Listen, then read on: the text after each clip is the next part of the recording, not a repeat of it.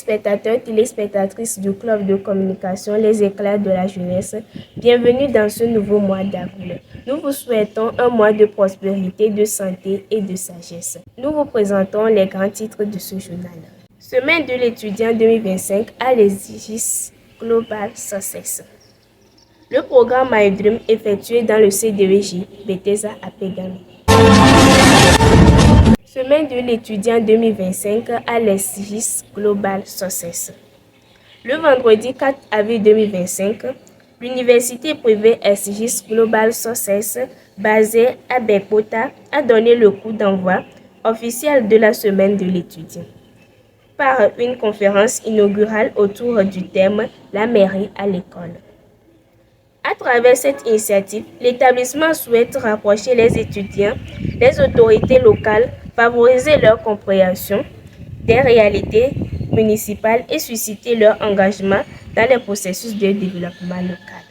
Le rideau se lève dans une salle comble. Des étudiants motivés prennent place, carnet à la main, curieux d'en savoir plus sur les rouages de la gestion municipale. Face à eux, une modératrice dynamique introduit les panélistes du jour. Le ton est donné. Pédagogie, transparence et engagement. Parmi les intervenants, on note la présence de Monsieur Espoir Koudjodi, maire de la commune Golfe 1, Monsieur Jean Gagnon, maire de la commune Golfe 4, Dr Apedinou, directeur pédagogique de l'Exige, et Monsieur Lakoussa, comptable de la commune Golfe 1. Chacun apporte un éclairage spécifique sur les missions fondamentales de la mairie de Lomé. Les échanges s'articulent autour de 4 grands axes. Premièrement, les infrastructures. La mairie investit dans la réhabilitation des routes, la modernisation des marchés et la rénovation des réseaux d'assainissement afin d'améliorer le cadre de vie urbain. Deuxièmement, l'environnement. Des campagnes de sensibilisation, des journées de salubrité et l'installation de bacs à ordures visent à renforcer l'hygiène et l'éco-responsabilité dans les quartiers. Troisièmement, l'éducation. Des écoles sont construites ou rénovées, équipées et accompagnées de programmes d'éducation citoyenne pour éveiller les jeunes à leurs responsabilités civiques.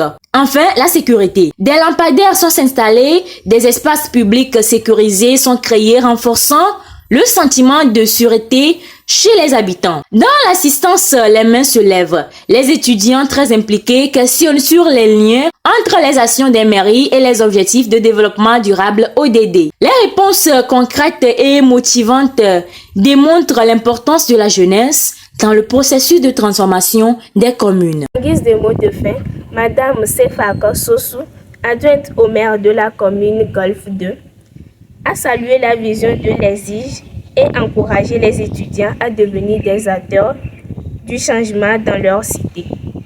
Elle a rappelé que le développement local commence par une jeunesse informée, impliquée et consciente de son rôle. La rencontre s'est clôturée par une photo de famille, symbole fort de la collaboration entre les jeunes et les institutions municipales. Un pas de plus vers une société plus participative et engagée. Le programme My Dream effectué dans le CDEJ Bethesda à Pegami. Dans une dynamique d'accompagnement, d'éveil et de sensibilisation des adolescents et jeunes, le Centre de développement des enfants CDEJ Bethesda à Pegami, en collaboration avec le club de communication Les Éclairs de la Jeunesse, a tenu ce samedi 5 avril un atelier interactif de discussion baptisé My Dream, placé sous le thème « Connaître sa voie de destinée ».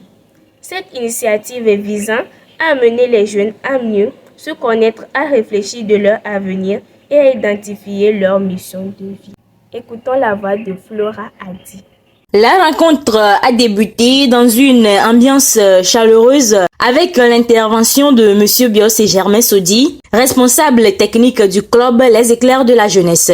Très à l'aise avec son auditoire, il a su captiver l'attention en démystifiant les mots du thème à travers des exemples concrets et des situations réelles, accessibles aux jeunes. Sa voix résonnait comme un appel à l'audace. Pour connaître sa voie de destinée, il faut d'abord croire en soi, cultiver le courage, entretenir une relation forte avec Dieu et oser faire le premier pas. Dans un ton ferme mais bienveillant, il a rappelé que le leadership véritable se forge dans l'action, la foi et la détermination et non dans la peur ou l'indécision. L'échange a très vite pris une tournure participative. Les adolescents curieux et motivés ont posé des questions, partagé leurs témoignages et exprimé leurs aspirations. À travers ces interactions, chacun a pu se confronter à sa propre réalité et nourrir une réflexion personnelle sur son avenir. Le relais a ensuite été pris par Madame Clotilde Aglevon, membre active du C2J FATA et animatrice web de l'émission La Minute Française. Elle a dirigé un atelier de réflexion axé sur l'importance des relations positives et de l'environnement social dans la construction de soi. Sa voix calme mais profonde a invité les jeunes à discerner entre leur passion personnelle et un métier d'avenir. Ce n'est pas parce que tu aimes quelque chose que cela deviendra automatiquement ton métier. Il faut savoir faire la part des choses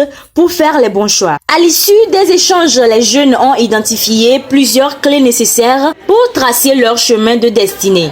La foi, la persévérance, la patience, le courage, la capacité à réfléchir avant d'agir et surtout le courage d'oser. Plus de 50 participants, tous attentifs et engagés, sont repartis avec des outils concrets, des réponses à leurs interrogations et une motivation renouvelée. JBTESDA, en collaboration avec les pléiades de la jeunesse, a fait un atelier sur le thème « Connaître sa voie de destinée ».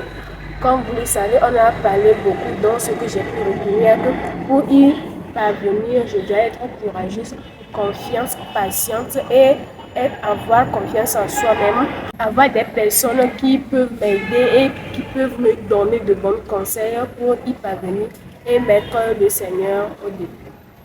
Placé sous le thème « Connaître sa voie de destinée », le C2J Bethesda et les éclairs de la jeunesse ont eu une collaboration aujourd'hui, le 5 avril 2025.